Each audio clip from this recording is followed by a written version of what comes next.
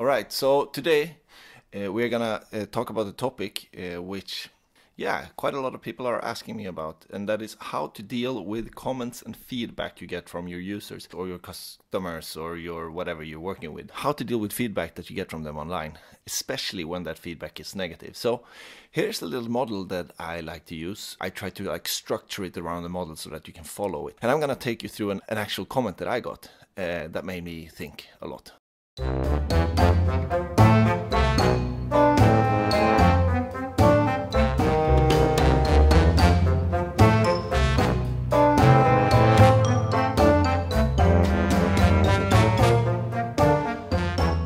Right, so I go through 3 steps every time I get a new comment, and I think about the tactic, the topic, and then I go into actions, what I'm gonna do about it. And this process is usually super fast when I have super fast answers, but if I run into any problems, then I will spend a lot of time thinking about it.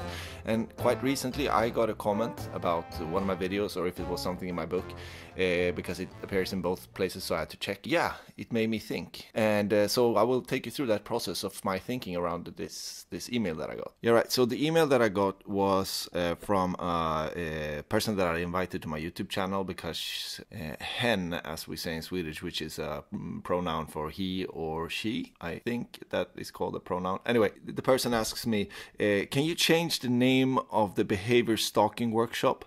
I don't really think stalking is something to make light of. Don't alienate viewers if you want more subscribers. Women experience stalking at a much higher rate than men, and it makes you look out of the loop when it comes to using inclusive language. Okay, so when I get a comment like this, my first reaction is I really don't agree with you. I really don't. I think that you are being oversensitive, and I really don't like your reasoning behind this. You could have said that you can remove the word and rename this workshop because I find it offensive. That would have been enough. To get into this whole alienate your viewers if you want more subscribers. I know I would get more subscribers if I would tell you to go to hell as a result of this comment. I really just don't like your email. To throw this back at you, if your email offends me because you're using language that I don't like, were you then supposed to send me that email? It's an interesting question, right? Either way, I don't want to get into that, but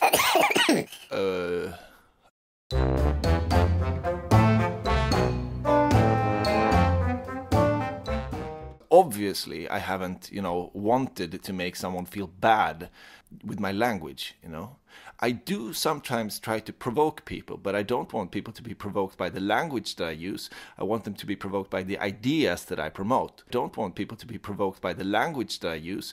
I want them to be provoked by the ideas that I promote. And so to get a comment about my language, which I do sometimes, but usually because I use cuss words when I write, I had to think a bit about this. Thinking is the first thing you should do.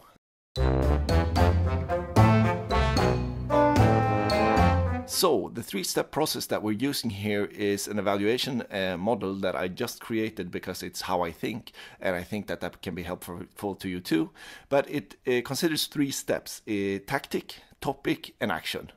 Let's go to tactics.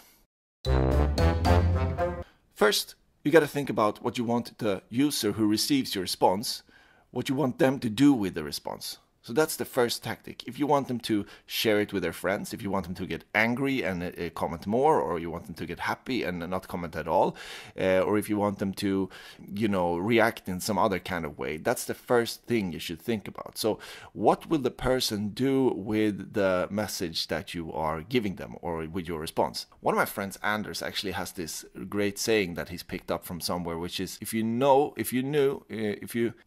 knew everything I wanted you to know, would you then do what I want you to do?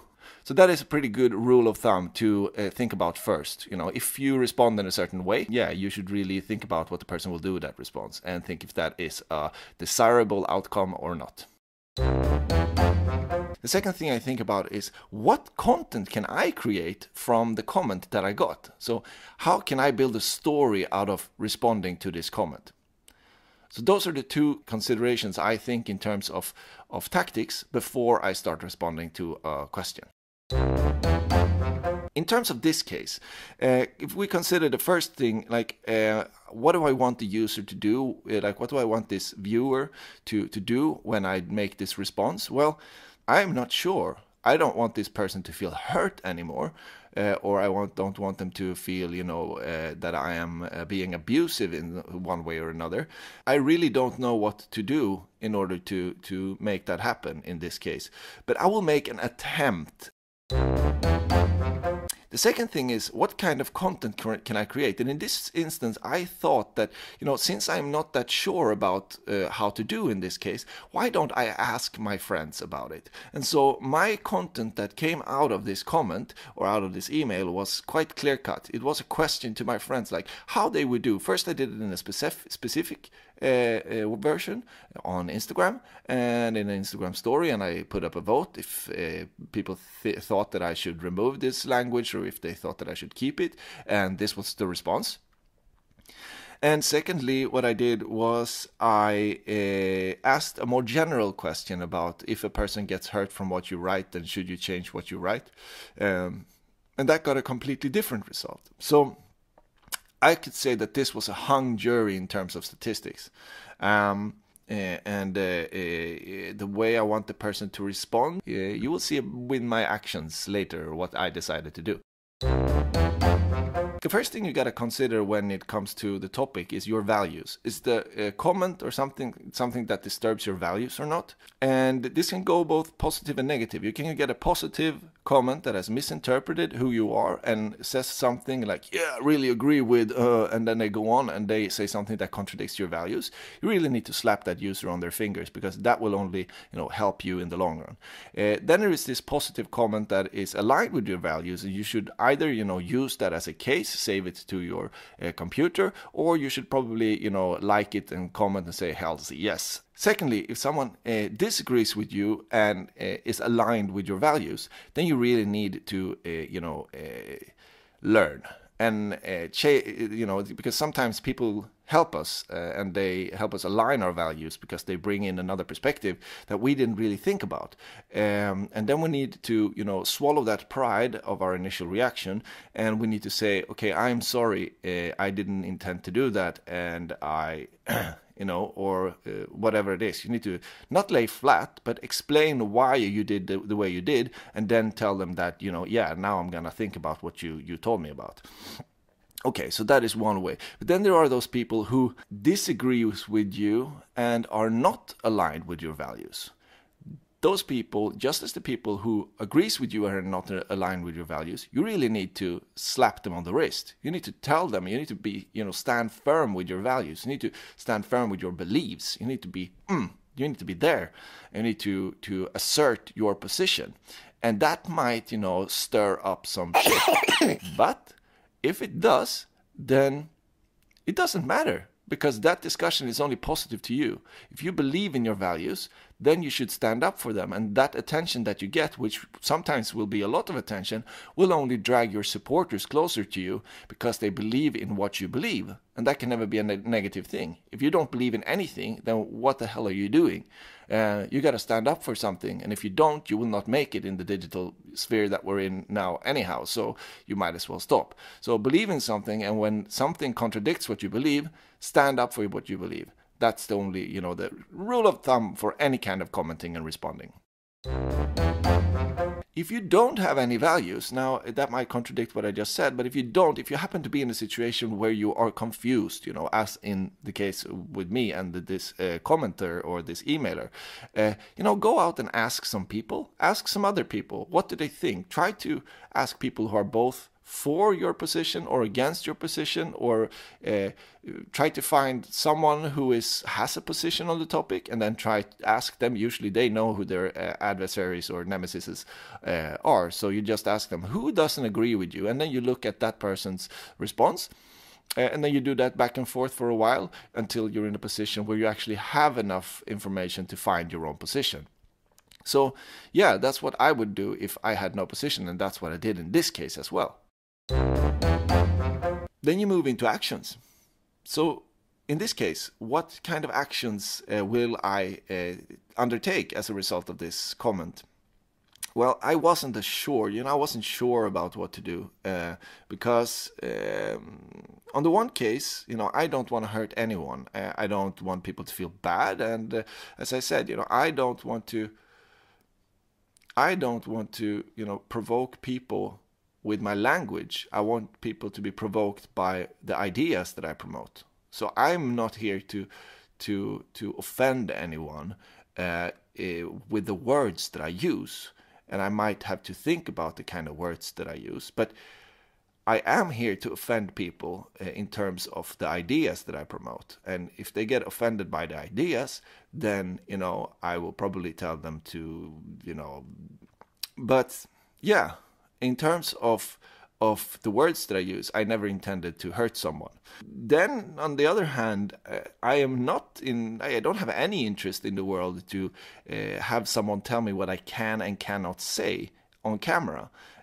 We have the legislation that we have to regulate those kind of things. And if someone feels offended by words that I use, then I feel like I have the right to say, I am sorry, if I feel I'm sorry, and then say, person, you really need to take some responsibility over that feelings radar that you have, because, yeah. So what did I think in this case? I don't care about this word, stalker. Oops, now I said it again. I don't care about this word. I don't care about using this word. This is not an important word for me to use. I can use some other word. So if it is important to a lot of people that I change this, and if people's opinion is that I shouldn't use this word, then why would I use it? But it's not that important not to use it, that I will go into, think tank, and I will, make a huge sacrifices not to use this. So this is what I will do as a result of this comment. 1, I will not change the video that I use the word in, because the word is in the video, and the video has been very helpful for a lot of people. So I'm not going to redo that video just because there is a word change, and I cannot beep that word in the video, so that will be as it is. I will, however, add this video with a link to this video in the comments, and I will write a little bit of a trigger warning in the description of the video. So that's the first thing I will do. The second thing I will do is I will change the name of the workshop for future workshops, and I won't use that word anymore. If it's offensive, then I won't use it, because the workshop in itself is pretty damn, yeah, in itself. So why use the word if I don't have to? Next thing I will do is I will add a disclaimer in the beginning of every future video, so that people who might get offended will be prepared that they might get offended when they watch my videos, because my channel is not for everyone. For the next thing I will do is I will update the language I use in my book. That's easy to do. I sell books by the book, and not by, I haven't bought a bulk of books, so I can upload a new script. I will actually rewrite my book with language in because I've gotten a lot of comments about the cuss words that I use, and yeah, I think I need to change a lot of that. So I will actually update my book, and I will consider this. I will actually remove the name of this workshop and change it into something else in my book.